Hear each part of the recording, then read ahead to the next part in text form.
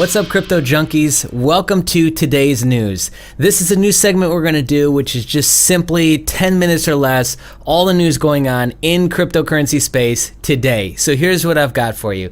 We're going to go over 4 or 5 stories as quick as possible. First one up, Yale invests into a crypto fund $400 million. I'm sure you guys have heard of that.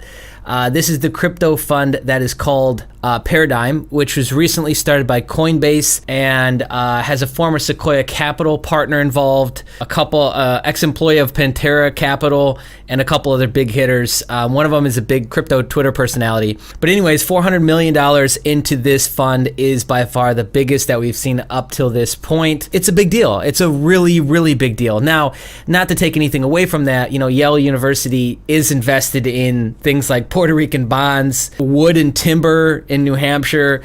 And so it's not like cryptocurrencies is the most obscure thing that they're invested in, but $400 million endowment is pretty big. And I think that that's going to be a good sign for crypto in the long run. This is another fundamental piece that I think a lot of people aren't necessarily paying attention to, that are more focused on the daily price action. And for those people, they're thinking that crypto and especially Bitcoin is really, really boring right now, and they're missing the macro. So there's always two things at play. There's always the macro, which is the big picture, fundamental things going on, which is blockchain adaptation and Bitcoin integration. And then there is the micro, which is what's happening with the price and the volatility today.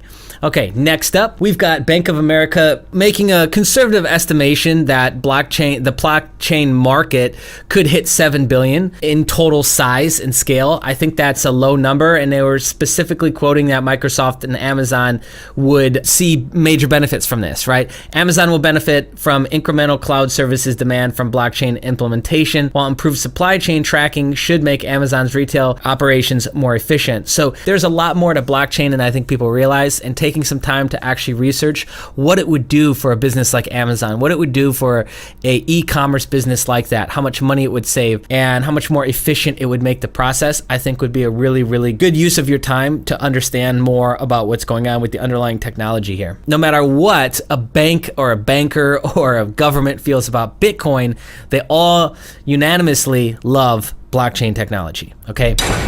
Next up, big news in the United States. SEC sets a November 5th deadline for reviewing 9 Bitcoin ETF applications. Now, I've heard some questionable things going back and forth about the validity of what this actually means or represents, but there are a lot of ETF applications on the table, and there's a big, big push for this right now. If you remember, the future contracts went through almost right away back in December, mid-December, and so now we've seen a much longer process happen for ETFs, which they want ETFs on more than just Bitcoin. They want ETH, they want Litecoin. They want all the top coins to have not only futures and ETFs on them. You guys know my opinion if you've watched any of my videos on my other channel and some of the videos that I've put on this channel. I don't think that in the long run, ETFs will be a good thing. I think that for retail money and for pump and dumpers, they'll absolutely love it, and it'll bring some volatility to this for like a split second. But in the long run, ETFs usually in other commodity markets don't do good. Okay, they're not a long-term good thing. Short-term, yes. Long-term, no.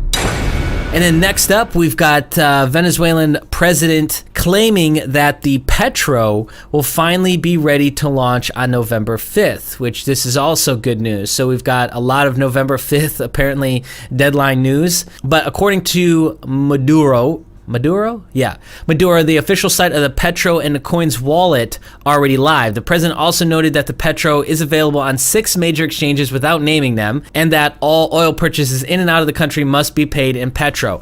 I haven't heard of any exchanges that have this already up and running, but I'm not in South America, first off, and I know that every country has its own major exchanges, so that might just be why we in the US and around the rest of the world haven't really heard of it, because it's not on, Bittrex or Binance or any, OKEX or any other big exchange that a lot of us are used to, okay? And I want to end this with the Prime Minister of Malta's comment recently. If you haven't seen his speech that he made, I loved it. Absolutely loved it. But this is a guy who represents a country who is very forward thinking, and Malta is called blockchain or crypto island for a reason.